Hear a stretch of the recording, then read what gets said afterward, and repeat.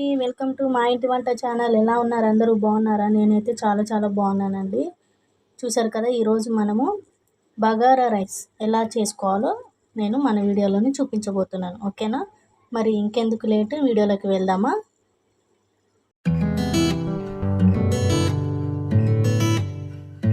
ముందుగా stove on చేసుకొని ఇందులో కొంచెం 1 స్పూన్ ఆయిల్ వేసుకోవాలి.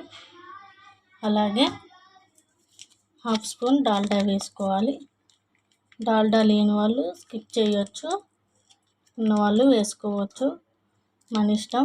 2 స్పూన్స్ ఆయిల్ అయినా వేసుకోవచ్చు, లేకపోతే 1 స్పూన్ అది 1 స్పూన్ ఇది కూడా వేసుకోవచ్చు.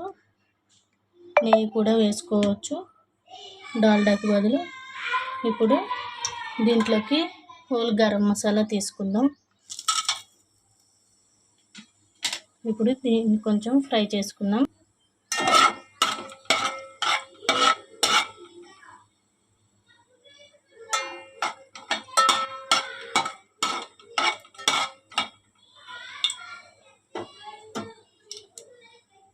ఇవి ఇలా లైట్గా ఫ్రై అయిన తర్వాత దీంట్లోకి ఒక ఆనియన్ అండ్ 2 పచ్చిమిర్చిని ఇలా కట్ చేసుకొని పొడుగ్గా వేసేసుకోవాలి.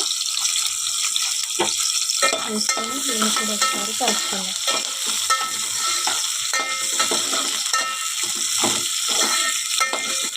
ఇప్పుడు ఇవి మంచిగా లైట్ గోల్డెన్ కలర్ వచ్చే వరకు ఫ్రై చేసుకుందాం.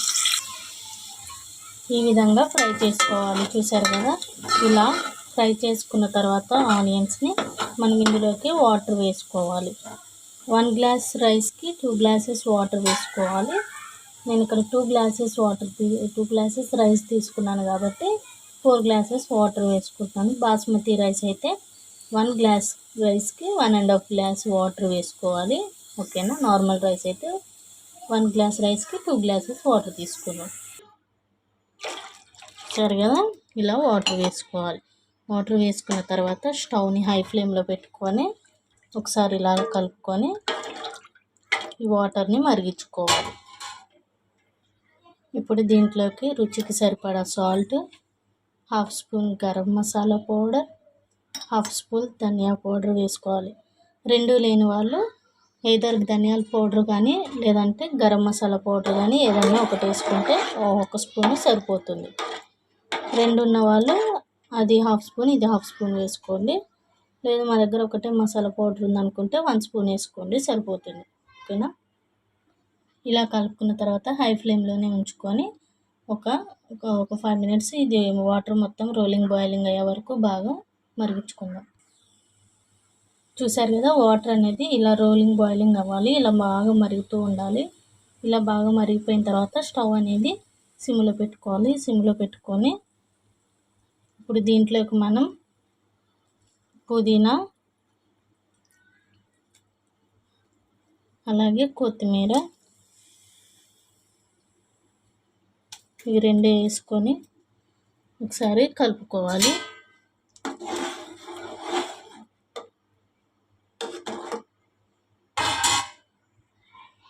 ఇలా కలుపుకున్న తర్వాత స్టవ్ సిమ్లోనే ఉంచుకొని మనం నానబెట్టి తీసుకున్న రైస్ వేసేసుకోవాలి.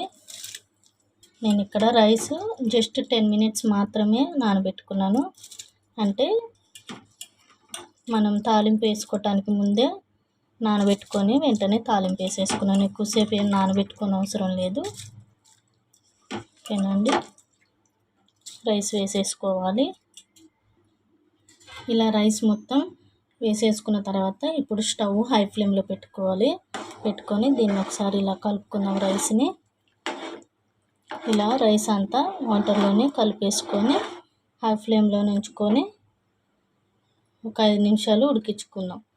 అంటే ఎసరు కొంచెం దగ్గర పడే వరకు ఉడికించుకుందాం హై ఫ్లేమ్లోనే. ఓకేనండి కదండి, వాటర్ అంతా ఎలా దగ్గర పడిందో ఇప్పుడు ఈ టైంలోనే మనం స్టవ్ సిమ్లో పెట్టుకోవాలి. సిమ్లో పెట్టుకొని ఇప్పుడు ఈ రైస్ అంతా ఉడికించేసుకోవాలి. ఓకేనా అండి? అలాగే దీంట్లోనే అల్లం పేస్ట్ కూడా వేసుకోవాలండి. అది ఒక చిన్న క్లిప్ మిస్ అయిందనమాట మీకు చూపించడం. మీరు వాటర్ మరిగేటప్పుడు దాంట్లోకి మనం సాల్ట్ వేసుకునేటప్పుడే ఒక 1/2 స్పూన్ అల్లం వెల్లుల్లి పేస్ట్ కూడా వేసుకోండి. ఇప్పుడు రైస్ రైస్ పూర్తిగా ఉడికిపోయిన తర్వాత స్టవ్ ఆఫ్ చేసేసుకోవాలండి. చూశారు కదా ఎంత చక్కగా ఉడికిపోయిందో ఈ బగారా రైస్ అనేది. చూడండి, చూస్తేనే అసలు నోరు ఊరిపోతుంది. సూపర్ టేస్టీగా ఉంటుందన్నమాట. చికెన్లోకి కానీ, ఆలు గ్రేవీలోకి కానీ, ఆలు కుర్మా కర్రీలోకి, చికెను మటను ఇలాంటి వాటిలోకి చాలా అంటే చాలా బాగుంటుంది. చట్నీస్లోకి కూడా సూపర్ ఉంటుందండి. టమాటో చట్నీ అలాంటి వాటిలోకి మీరు కూడా ట్రై చేయండి. ఓకేనా అండి? ట్రై చేసి ఎలా ఉందో కామెంట్ సెక్షన్లోనే కామెంట్ చేయండి. ఓకేనా? బాయ్ అండి. మళ్ళీ మరొక మంచి వంటకంతో నెక్స్ట్ వీడియోలో కలుసుకుందాం. Bye bye.